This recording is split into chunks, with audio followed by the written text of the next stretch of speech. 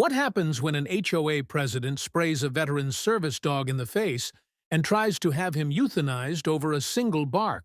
This is the unbelievable true story of one man's fight to save his best friend from suburban tyranny. Before we begin, make sure to hit that subscribe button so you never miss stories like this. I recently faced a dog owner's worst nightmare. The HOA president sprayed my service dog in the face, then tried to have him labeled as dangerous and put down. And her reason? She said he was barking too much. The funny thing is, the only thing that got tested that day was my willpower not to ruin her entire existence. Let me start from the beginning. My name is Jack Dalton. I used to handle dogs who could find a bomb in a sandstorm. Now I handle Teddy, a golden retriever whose most dangerous mission is chasing squirrels away from the bird feeder. He's my service dog. Helps with the noise in my head. The quiet in our little house in the suburbs was a peace I'd earned. A peace I thought I had. But peace in a place like this comes with a rule book. And the rule book has a name, Karen Jordan. She was the president of our homeowners association. That meant she was the queen of beige siding, the commander of lawn height, and the grand marshal of acceptable mailbox designs. To her, a blade of grass over 2 inches was an act of rebellion. Teddy and I were on our morning walk. The sun was up. The sprinklers were doing their rhythmic dance. It was calm. Teddy was sniffing a particularly interesting patch of grass near Mrs. Gable's prize-winning roses. He was on his leash right by my side. He wasn't bothering a soul. Then a delivery truck backfired down the street. It was a loud, sharp crack like a rifle shot. My shoulders went tight. My breath caught in my chest. Teddy felt it instantly. He let out a single, sharp bark. It wasn't aggressive. It was a warning. His way of saying, "I'm here, boss. I've got you." It's what he's trained to do. He grounds me. He pressed his shoulder into my knee. Deep pressure on cue. My breathing came back. That one bark was enough. Karen Jordan's front door flew open. She marched out onto her perfectly manicured lawn like a general reviewing her troops. She wore a pink floral top and visor that seemed permanently attached to her forehead. Her face was pinched, her eyes narrow. "Jack Dalton," she snapped. Her voice could cut glass. "You cannot control that animal." I took a slow breath. In through the nose, out through the mouth, the way they teach you. "He's a service dog, Karen." He was startled. "He is a menace," she declared to the whole empty street. "He is constantly barking, threatening the peace of this community." This was a lie. Teddy was quieter than most of the yappy little purse dogs on our block. He barked maybe twice a week, but Karen had decided he was a problem. And when Karen decided something, the truth didn't matter much. "He barked once," I said, my voice low and even. "We're leaving." I gave a gentle tug on Teddy's leash. We turned to go, but Karen wasn't done. She had an audience now. A few neighbors were peeking out their windows. Neighbor Duke was watering his petunias and pretending not to watch. Karen saw it as her stage. "This is your final warning, Mr. Dalton. This community has standards." Word was the HOA audit hit Friday. Karen needed a win. I was handy. Suddenly, I saw a flash of movement. A police car cruising slowly down the street. It was Officer Miller and Officer Sanchez. They did regular patrols. Karen's eyes lit up. She saw her chance. She waved them down. The cruiser pulled over to the curb with a soft squeal of brakes. A second unit rolled in behind them. 2 more officers stepped out to observe. "Officers!" Karen said, her voice dripping with false panic. "Thank heavens you're here. This man's vicious animal just lunged at me." My blood ran cold. "That's not true," I said, my voice hard as steel. We were walking away. Miller got out of the car. He looked tired. He knew Karen. Everybody did. "What's the problem here, folks?" Karen launched into a dramatic tale. She painted Teddy as a ravenous beast, straining at the leash, frothing at the mouth. She made it sound like he was a wolf, and I was a careless owner. I stood there, silent, holding Teddy's leash. He sat patiently by my leg, his tail giving a slow, uncertain thump against the pavement. He looked up at me, confused. "What did I do wrong, Dad?" His eyes were asking. I just kept my hand on his head, a steady pressure to reassure him. Miller and Sanchez listened, their faces impassive. They were just trying to get through another call. They didn't want paperwork. They didn't want a scene. They wanted Karen to go back inside her perfect house and leave them alone. "Ma'am," Miller said with a sigh, "it's a dog on a leash. He seems calm now." "Now?" Karen shrieked. "He's only calm because you're here. He needs to be put on the dangerous dog registry. He needs to be muzzled." The officers exchanged a look. This was going nowhere. That's when it happened. While the cops were looking at each other, while my attention was on them, Karen took a step forward. She had a small canister in her hand. It looked like a can of hairspray. Before I could react, she aimed it at Teddy's face and pressed the button. A thick, misty spray shot out. It hit Teddy right in the eyes. He yelped, a sound of pure pain and confusion that ripped through my soul. He stumbled back, shaking his head, pawing frantically at his face. He whined, a high, desperate sound. I dropped to my knees beside him. "Teddy, hey, buddy." "It's okay." My training kicked in. I checked his eyes. They were red, tearing up. The smell hit me. Not pepper spray, something else. Chemical, bitter and sharp, like ammonia mixed with cheap perfume. My rage was a white-hot fire. I stood up slowly. I turned to face Karen. The world narrowed to the space between us. The cops, the houses, the morning sun. It all faded away. There was only her smug, triumphant face. "What did you just do?" I asked. My voice was quiet, dangerously quiet. The two officers snapped to attention. They saw the look in my eyes. They had seen that look before in other places, on other men. "I was defending myself?" Karen said, holding up the canister. "It's just citronella spray. Perfectly harmless. Harmless." Teddy was still whining, trying to rub his face on the grass. Officer Sanchez put a hand on my arm. "Sir, let's just calm down." Sanchez passed me a small saline bottle from his kit. "Flush his eyes now." I did. "She just assaulted my service animal," I said, not taking my eyes off Karen. "In front of you." Miller walked over to Karen. "Ma'am, you can't do that. You need to give me that canister." Sanchez keyed his radio control.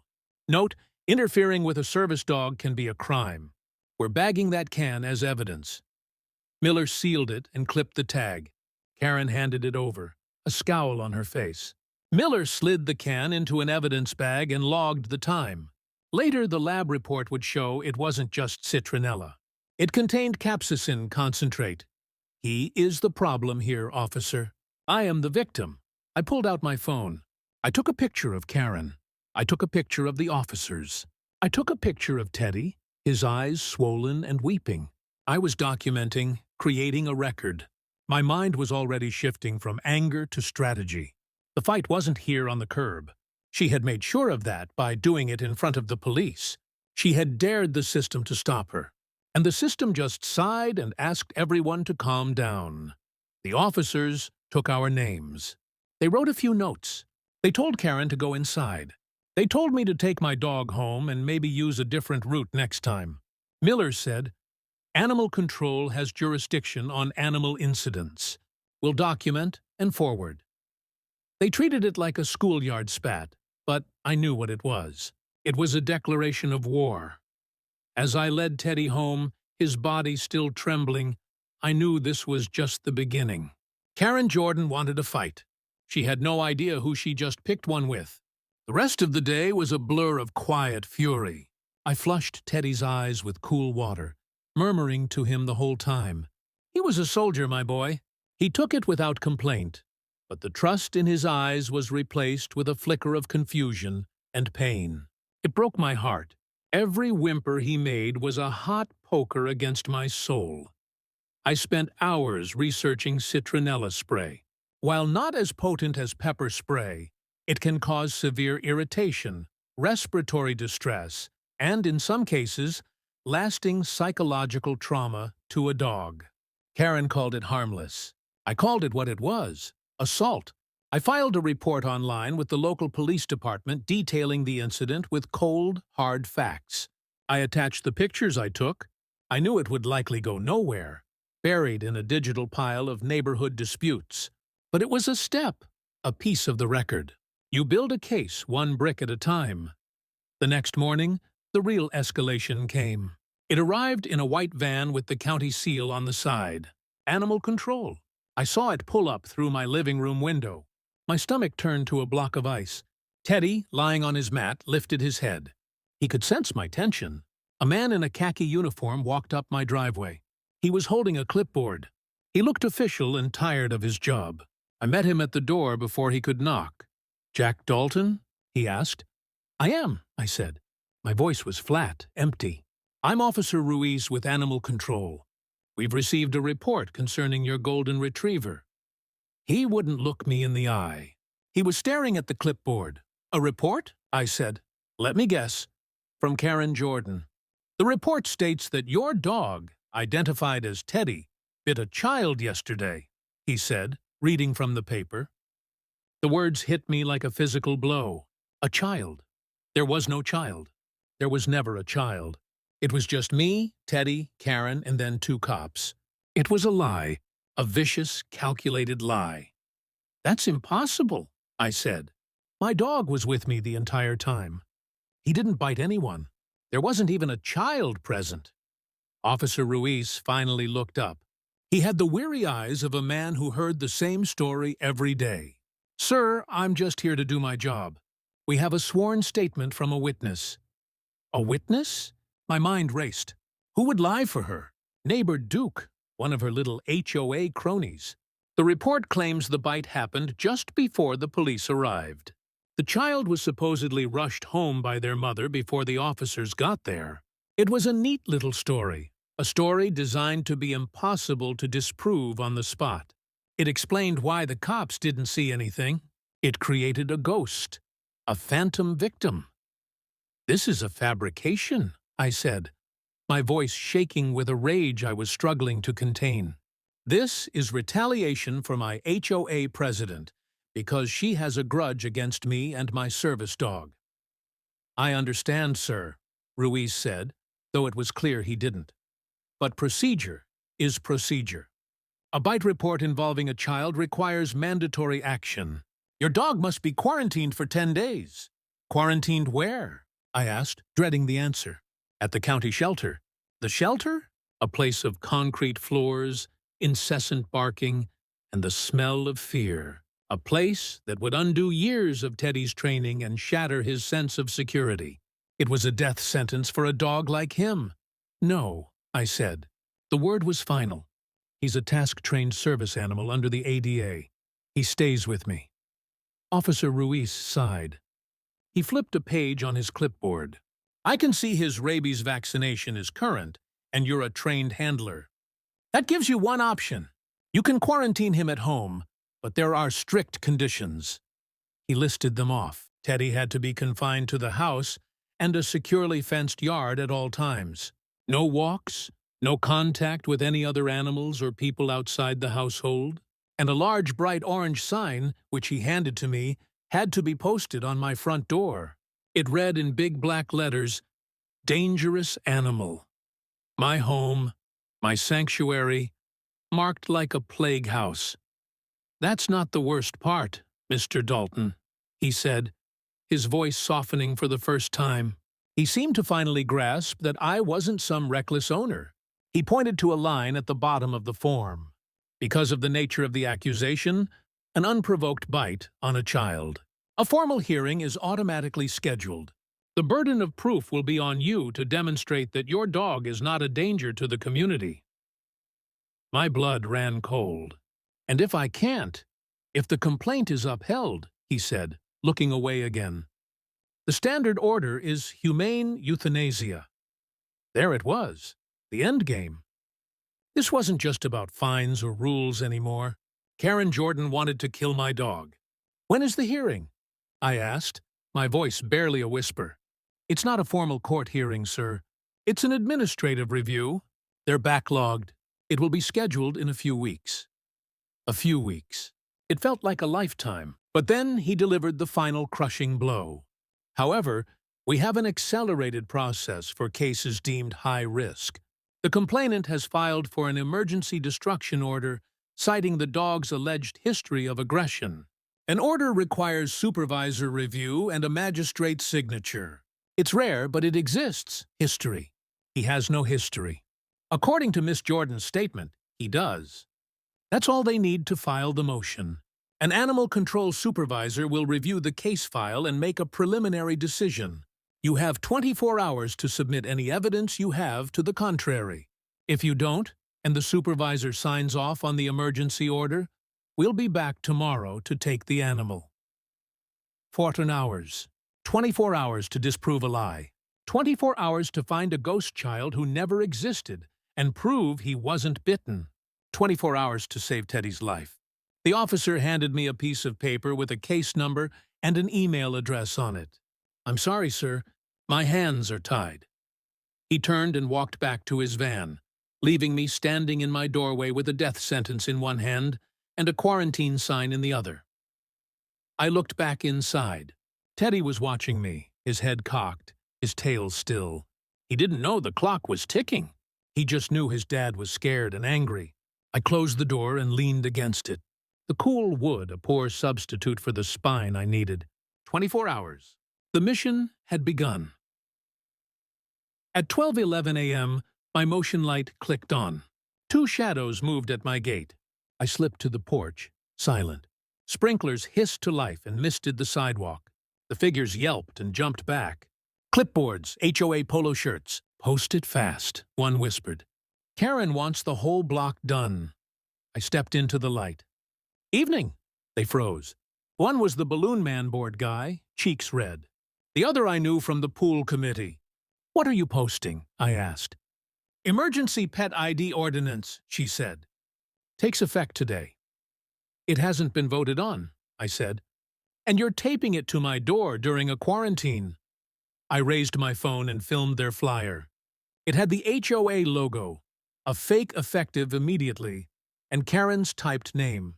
No motion number, no date. Balloon Man swallowed. "We were just told by who." They didn't answer. They walked off fast, shoes squeaking on wet concrete. I saved the video and the flyer.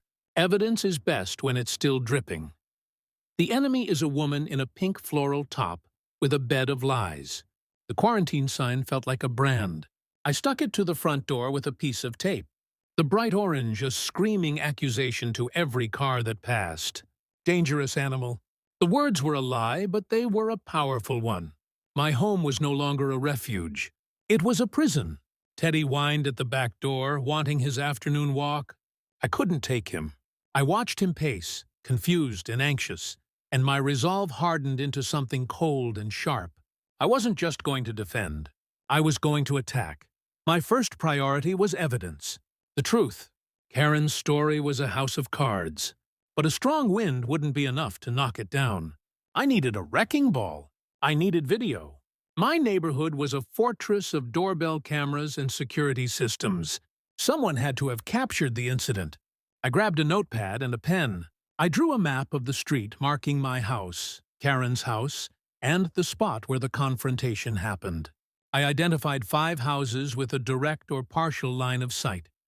Mrs. Gable across the street, the Millers next door, the house on the corner, neighbor Duke, and one more, 2 doors down. My methodical training from my old life kicked in. You don't charge into a field without knowing the terrain. This was my field now.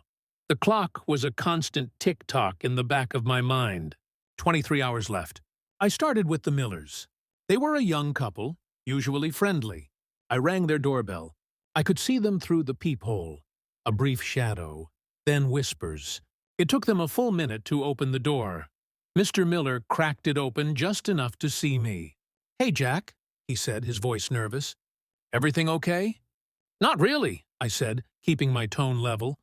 "You may have seen the confrontation with Karen yesterday, and you might see the sign on my door today. She's filed a false report claiming Teddy bit a child.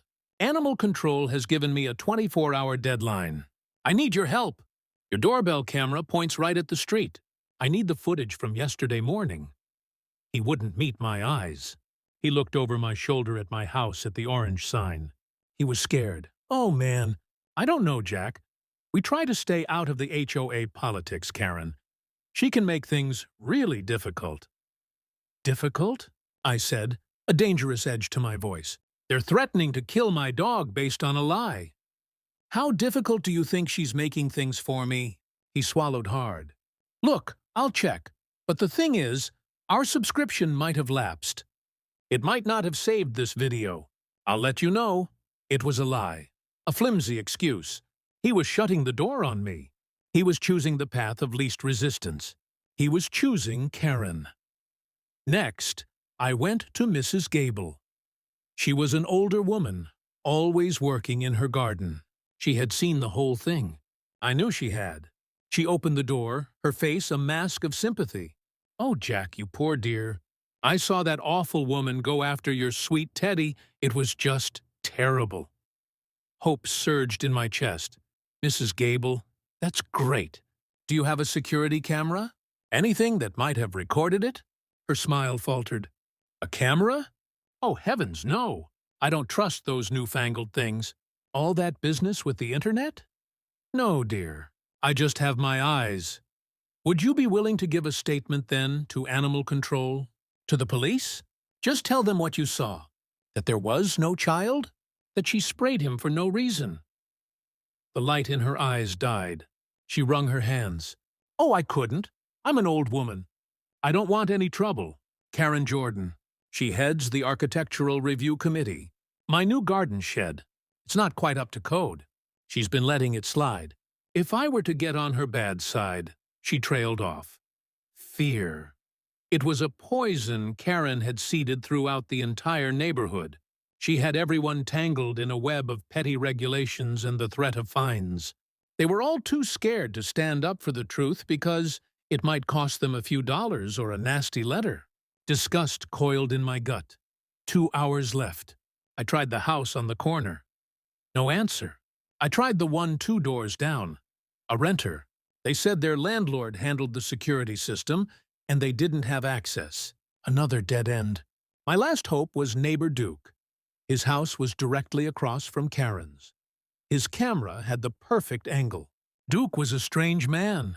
He spent most of his time polishing his oversized pickup truck and complaining about property taxes. He answered the door with a rag in his hand. Dalton, he grunted, saw the sign. Nasty business. Duke, I need your help, I said, cutting to the chase. Your camera faces her house. It must have seen everything. I need the video. He shifted his weight, avoiding my gaze. He looked at his truck. He looked at the sky. He looked everywhere but at me. Don't know, he said. Camera's been acting up on the fritz. On the fritz, I repeated, my voice flat. Since when? Since yesterday, he mumbled. I glanced up. Its status light was solid green. It was the most pathetic lie I had ever heard. I looked him dead in the eye. My patience was gone. You and I both know that's not true, Duke. She got to you, didn't she? What did she promise you? To overlook the oil stain on your driveway? To approve that gaudy satellite dish you want to install? He flinched. I had hit a nerve.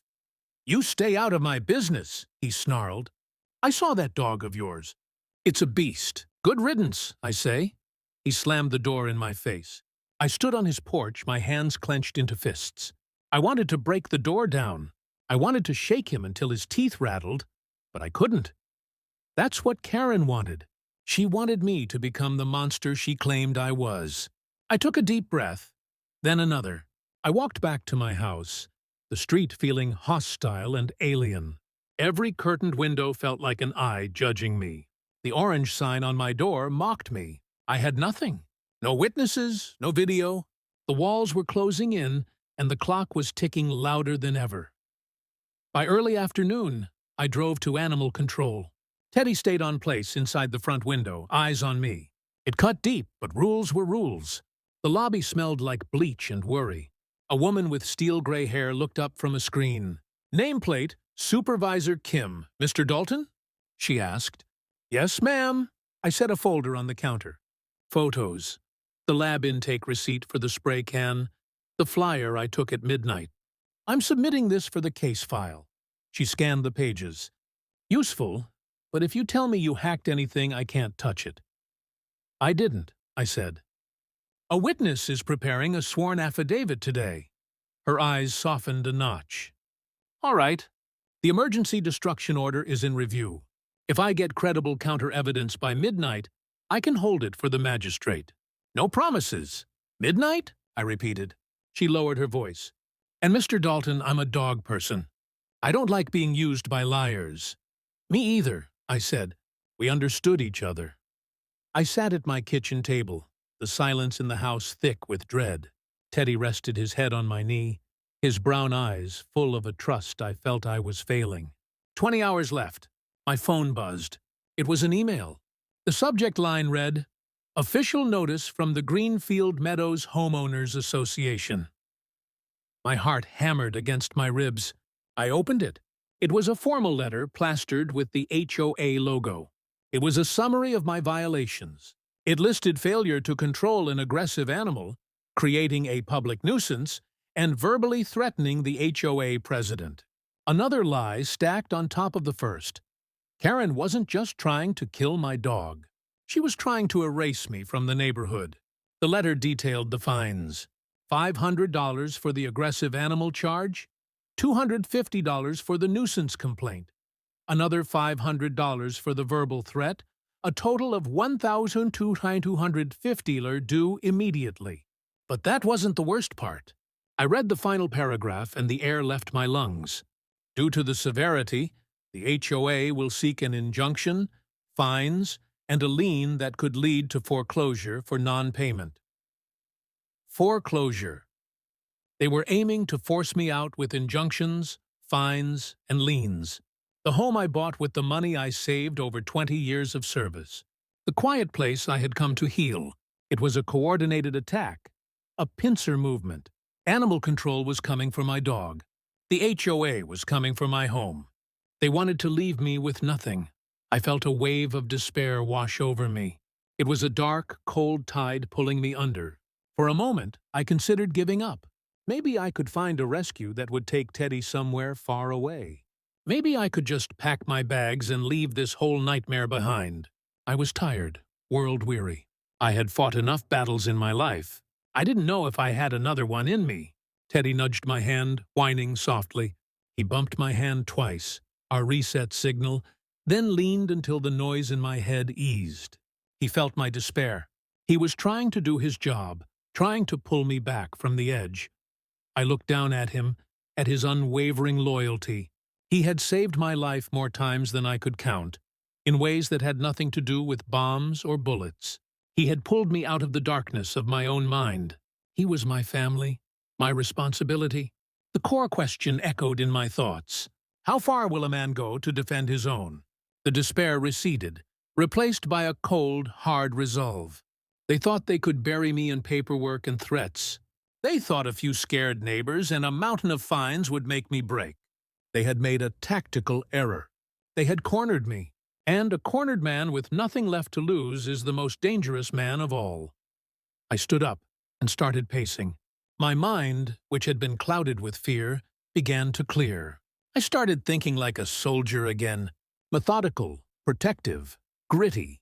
I analyzed the enemy. Karen was the commander, but she wasn't acting alone. The violation letter and lien threat said the board had voted. She had her cronies. The neighbors were civilian assets, neutralized by fear. The police and animal control were neutral forces, bound by protocol and susceptible to manipulation. Her strategy was shock and awe.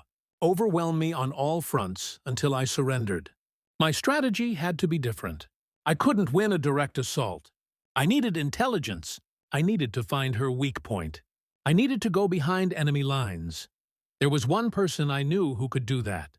A man who owed me his life, a debt he constantly tried to repay, much to my annoyance. My best friend, Marcus. We had served together. I was his handler. He was our unit's tech wizard.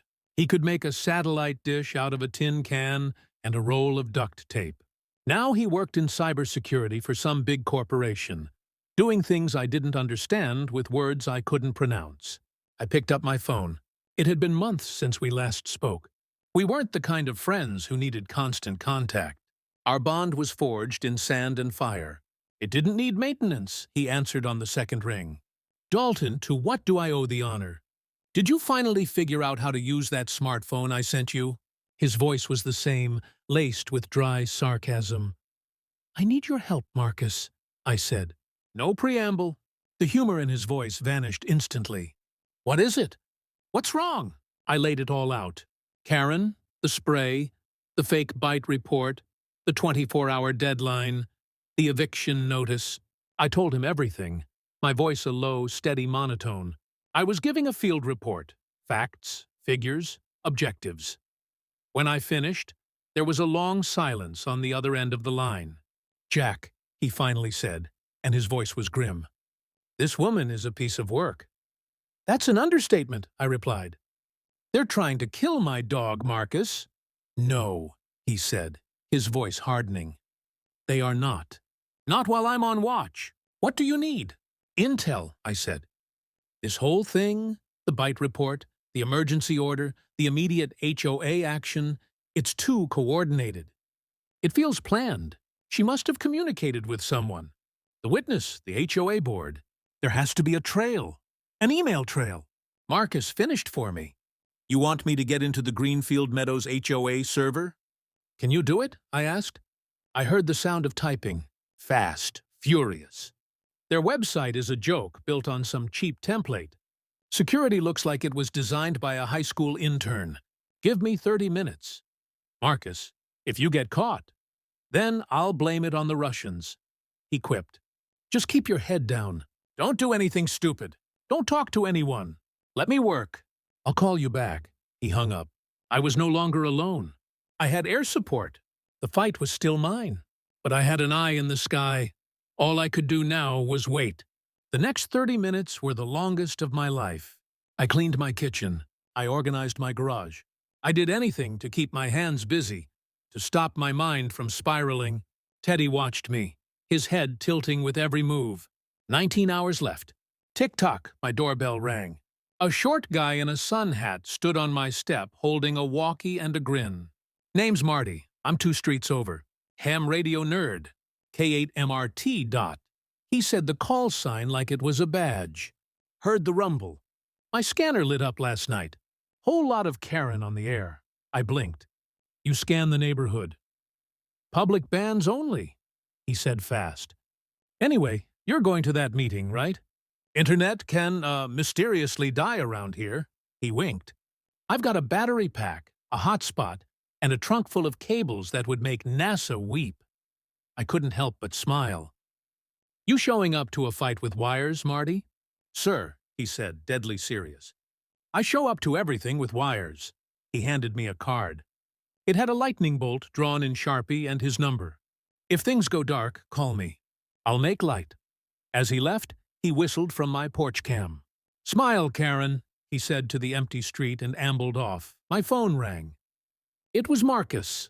I'm in, he said, his voice tense with excitement. It was pathetic. Their password was Meadows 123. I'm insulted. What did you find? I asked, my heart pounding. Oh, it's a treasure trove, my friend. A cesspool of suburban tyranny.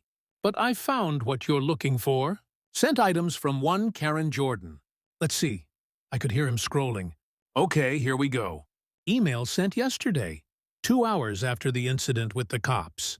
It's to her assistant, a woman named Sarah. Listen to this. He cleared his throat and read in a mocking, nasally voice. Sarah, I need you to draft a complaint to animal control immediately.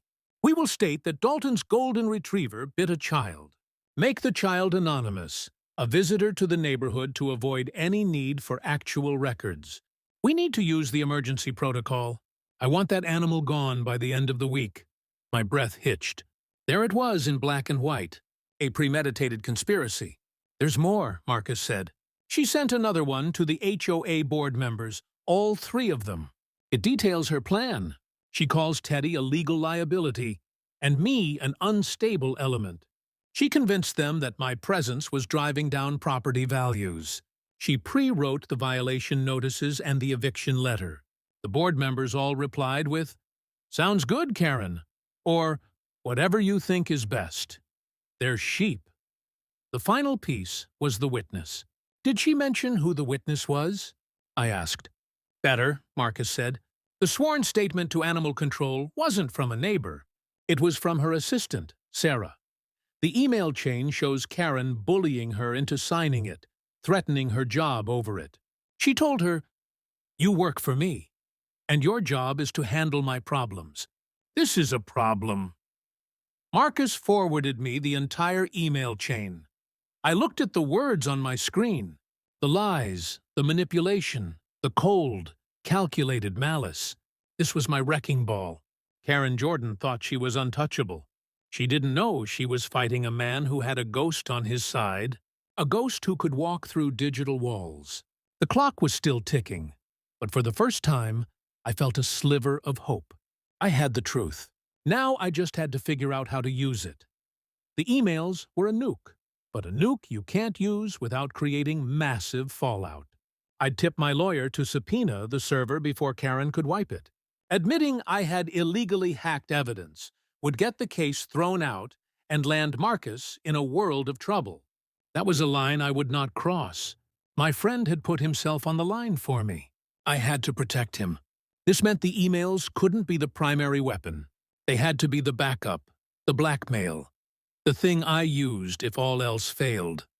My primary target had to be Sarah, the assistant, the coerced witness. She was the weak link in Karen's chain of command. If I could get her to flip, the whole conspiracy would unravel legally. But how? Pleading with her wouldn't work. Threatening her with the emails might just make her double down. Terrified of Karen's wrath, I needed leverage. I needed an opportunity. I spent the next few hours in a state of high alert. I watched the street from my window. I needed to understand the rhythm of the neighborhood, the patterns of my enemy.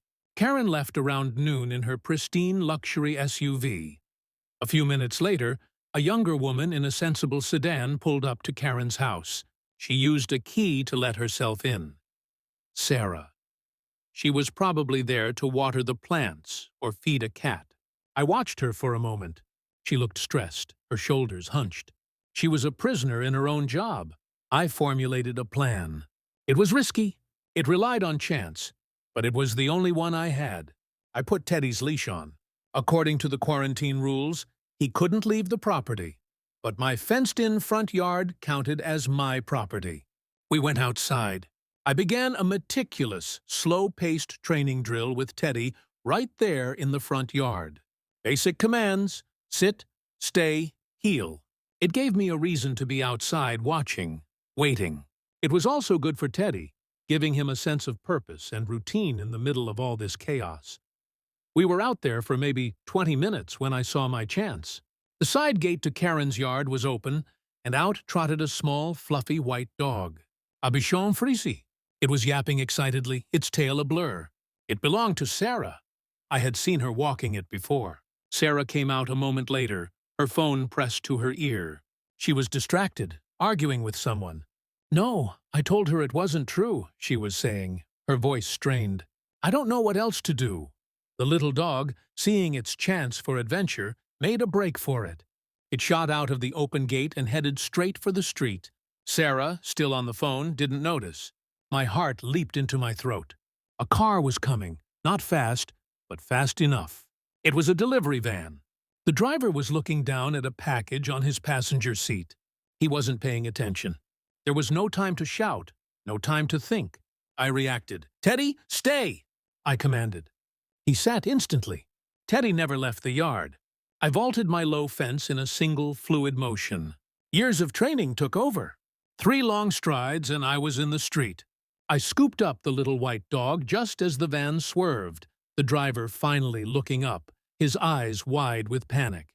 The tires screeched a foot from where I stood. My heart was pounding. The little dog was trembling in my arms, letting out tiny, frightened yelps. Sarah finally saw what had happened. She dropped her phone. Her face went pale with horror. "Oh my God," she whispered, rushing over. "Oh my God, Alfie, are you okay?" I handed the little dog to her. She hugged it close, burying her face in its fur. She was shaking. "He could have been killed," she stammered, looking at me, her eyes filled with a mixture of terror and gratitude. "You saved him." "Just keep your gate closed," I said, my voice steady. My adrenaline was starting to fade.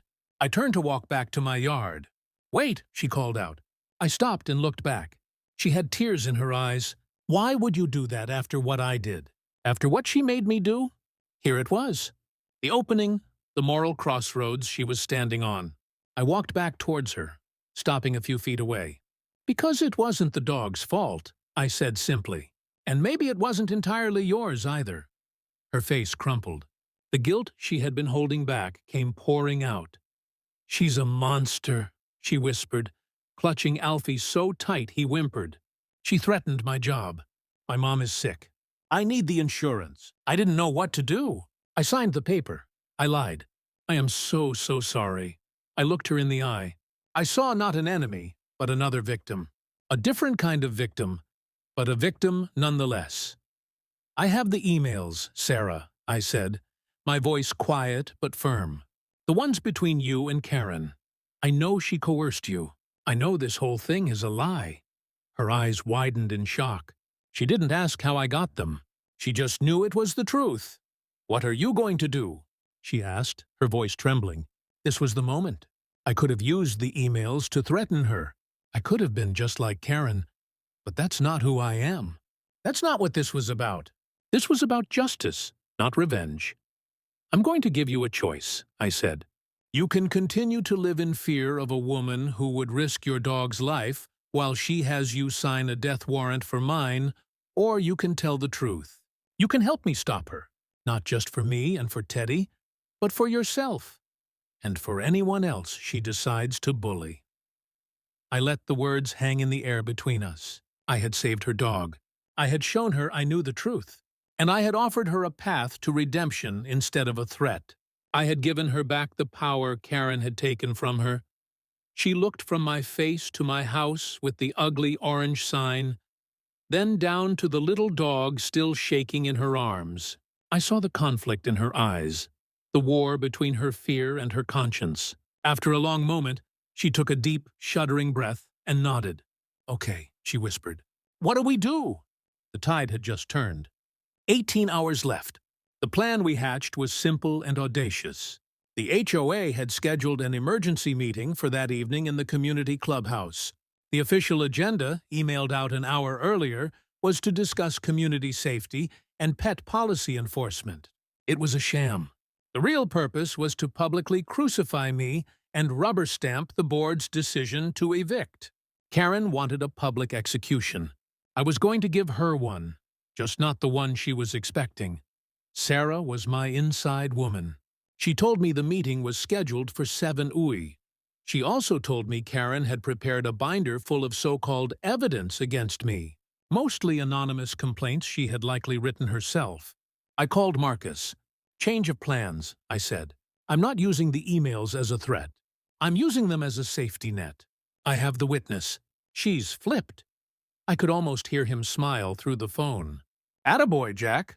Always find a way to turn their own assets against them." "What's the play?" "I'm walking into the lion's den." I told him the HOA meeting, but I need you there. I need you to be my tech support and my witness. "Say no more," he said. "I'll be there, and I'll bring a friend." At 6:18 p.m., my router lights died.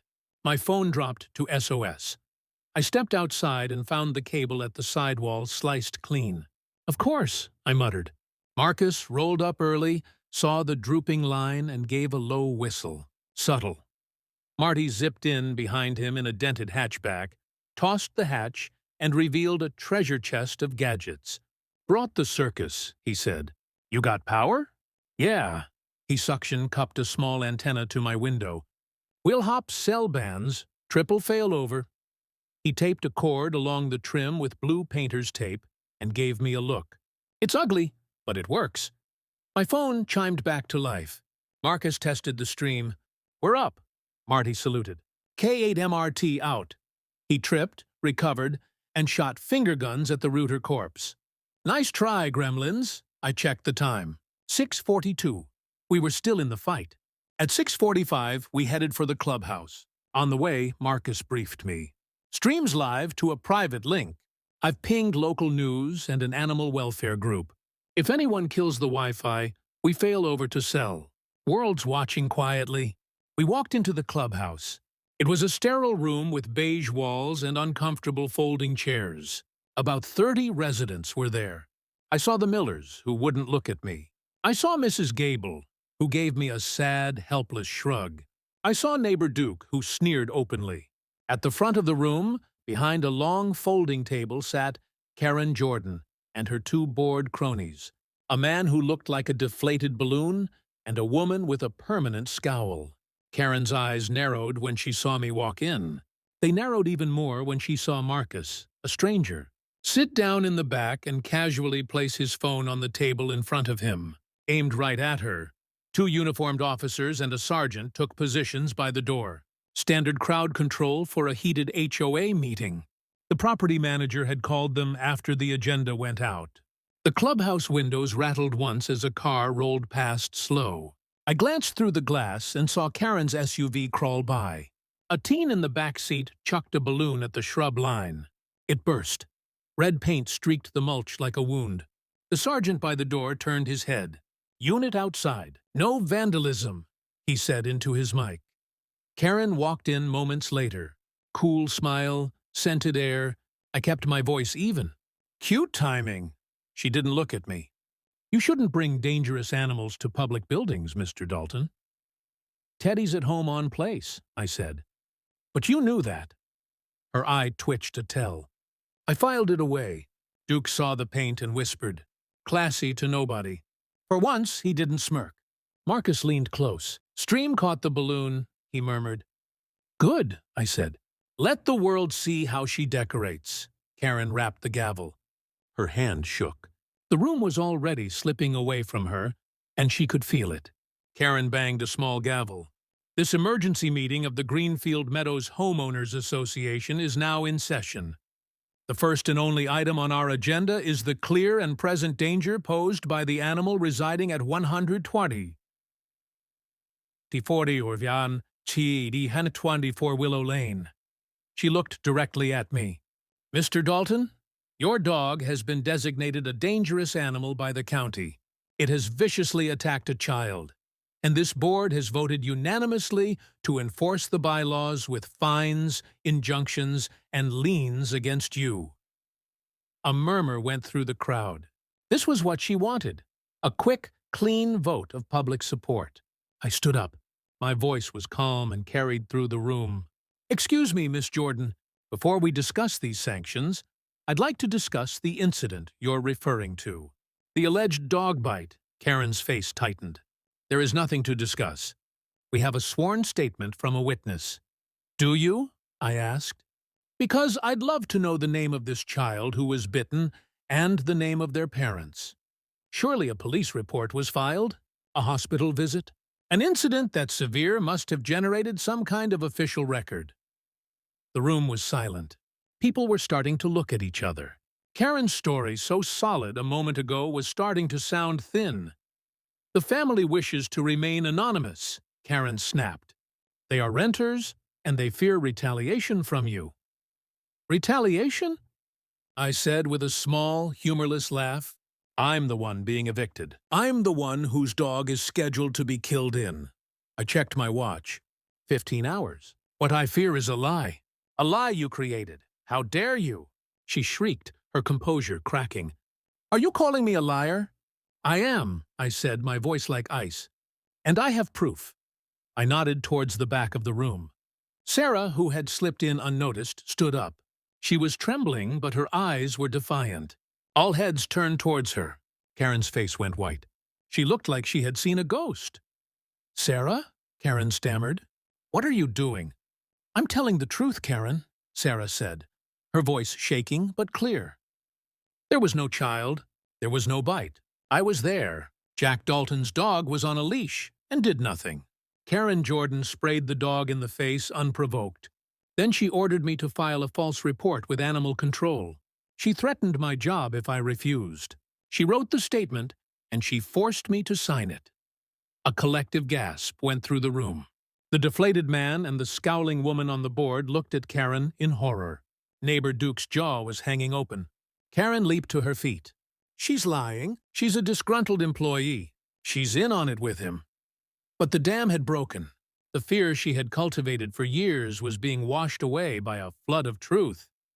I have a sworn notarized affidavit right here, Sarah continued, holding up a piece of paper. And I've already sent a copy to Animal Control and the district attorney's office. Then Marcus stood up in the back of the room. And just so everyone is aware, he announced cheerfully, this entire meeting is being live-streamed. The sergeant stepped in. Interfering with a service dog is a crime, and ADA protections apply. Karen's face went blank. Marcus continued, We have about 500 viewers right now, including reporters from Channel 4 News. Maybe you'd like to repeat your accusations for them. Miss Jordan, Karen looked at the phone in his hand, the small red light indicating it was recording. She looked at the faces of her neighbors, no longer fearful, but filled with contempt and rage. She looked at me. The trap had sprung. Her face, a mask of righteous indignation moments before, crumbled into pure, unfiltered panic. She grabbed her binder and tried to flee the stage, but Mrs. Gable, a woman she had terrorized over a garden shed, stood up and blocked her path. The meeting had turned into a mutiny. The power had shifted. Karen Jordan was done. The fallout from the live-streamed meeting was immediate and catastrophic for Karen. Before the meeting was even over, my phone started buzzing with calls from local news reporters. Marcus's little broadcast had gone viral in our small city. The story was perfect for the 10Y News. A decorated veteran and his service dog targeted by a power-mad HOA president. The court of public opinion delivered its verdict before a real court ever could. The next morning, I woke up to a different world. The orange quarantine sign was still on my door, a relic of a battle already won. A news van was parked down the street. Instead of glares and whispers, my neighbors gave me waves and thumbs up.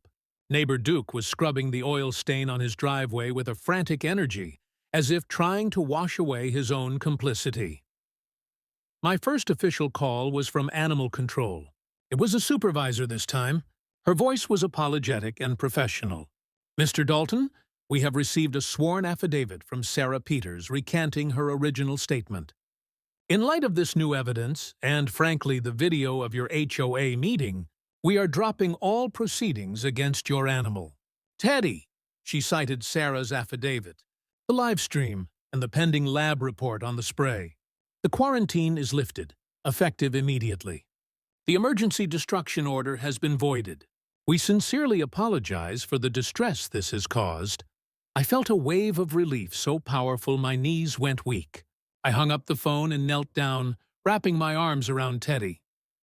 We won, buddy, I whispered into his fur. We won! He just licked my face, his tail thumping a steady, happy rhythm against the floor. The legal battle that followed was swift and decisive. The management company called an emergency recall election. Residents voted the board out, citing gross misconduct. They hired a local law firm to represent me pro bono, mostly as a public relations move to save their own skin. We didn't even need a long, drawn-out fight. We filed a suit against Karen Jordan personally, and the now-defunct HOA board. Our case was built on a mountain of undeniable evidence. Sarah's testimony, the live stream video, and with a proper subpoena this time, the emails Marcus had uncovered. We stood before a judge a few weeks later. It was a civil court, but the judge, a no-nonsense woman with sharp eyes, treated the matter with the gravity of a criminal case. Karen's lawyer tried to paint me as an unstable veteran and Sarah as a liar looking for revenge. It was a pathetic defense. My lawyer calmly presented the facts. He highlighted the premeditated nature of Karen's plan, her abuse of power, and her blatant disregard for the law. He made special note of Teddy's status as a service animal. which brought the Americans with Disabilities Act into play. When it was time for the judge to rule, she took off her glasses and looked directly at Karen. "Miss Jordan," she began, her voice cold as a winter morning, "in my 15 years on this bench, I have rarely seen such a textbook case of malicious prosecution and neighborhood terrorism. You used your position of power not to build a community, but to tear it down, to enforce your will through fear and intimidation." She turned her attention to me. "Mr. Dalton, what you and your service animal endured is unconscionable. This court finds in your favor on all counts." The judgment was a hammer blow to Karen. The judge voided the HOA fines and the threatened injunction and lien actions. She awarded me damages for emotional distress. But she didn't stop there. "Furthermore," the judge announced, her voice rising, "I am referring this case to the district attorney's office with a strong recommendation for criminal charges. Ada rights are civil. Your crimes are state charges. Both still count. And your testimony here today under oath borders on perjury. You, Miss Jordan, have buried yourself in your own lies." The gavel came down with a final resounding crack. It was over. Justice hadn't just been served. It had been delivered with overwhelming force. Karen Jordan's downfall was as public as the meeting she had tried to use for my destruction. The judge's harsh words made the front page of the local paper. The district attorney, spurred on by the public outcry and the clear-cut evidence, moved quickly. Karen was officially charged with filing a false report to authorities, perjury, and felony animal cruelty for the chemical spray attack. The last I heard, she had sold her house at a loss and moved 2 states away to deal with the mountain of legal bills and the public disgrace. Her name became a cautionary tale in our neighborhood, a synonym for the abuse of petty power.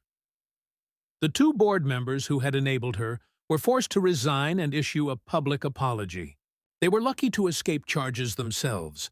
The old HOA was dissolved and a new one was formed, this time with a board elected by residents who were now fiercely protective of their rights and deeply suspicious of anyone who loved rules a little too much. The first act of the new board was to issue a formal written apology to me and to pay the damages awarded by the court. They also made a sizable donation in Teddy's name to a local veteran service dog organization. Sarah, the assistant, found a new job almost immediately. She had become something of a local hero. She had stood up to a bully, and our community respected her for it. She and I became unlikely friends. We'd often see each other when she was walking Alfie, and we'd stop and chat. We were bound by the strange, stressful war we had survived together. My life slid back into a quiet rhythm, but a different quiet. Not the fragile kind, the earned kind. The fear Karen planted was gone. Neighbors waved more. People talked on the sidewalks. Even Duke came by with a plate of cookies, mumbling that he'd been wrong and Teddy was a heck of a dog. I took the cookies. I was done carrying grudges. I'd carry Teddy's leash instead. The community wasn't done either. They said an apology and a donation weren't enough. They wanted to honor the dog who pulled us together. At the town council meeting, I sat with Teddy at my feet and listened. Mrs. Gable, the Millers, folks I barely knew. They didn't just praise a dog. They talked about what he stood for. Loyalty, courage, steady work done in silence. They said he saved a street from fear and saved his handler from the dark. A week later, we gathered at the small park at the end of our block. The mayor came. News cameras came too, but the mood was light this time. The mayor spoke, then bent and slipped a ribbon over Teddy's neck. A custom medal, the city's civilian service medal. From the crowd, Marty lifted his walkie. Cut MRT to T mission complete. Requesting belly rubs. Laughter broke the tension. Teddy didn't know about medals. He knew about people being kind. He didn't know about medals. He knew about people being kind. Then the mayor pulled a cord. A new wooden sign swung into view. The old paint was gone. The fresh carving read, Teddy's Park. The crowd cheered. I looked down at my partner. His medal sat a little crooked. His eyes were bright. He was still the same good boy, just with a new place named after him. That evening, when the trucks and cameras were gone, we walked to his park. The light was soft. Teddy sniffed the same trees and trotted the same loop tail high like always. He hadn't changed. The street had. I sat on a bench and watched a leaf skitter across the path. The question from that bad day came back. How far will a man go to defend his own? Far enough, as far as it takes, until the fight is won and home feels like home again. Teddy pressed against my leg and let his head rest on my lap. The metal felt cool through the fabric. I scratched his ear. We stayed there a while, just listening to the wind in the leaves of Teddy's park.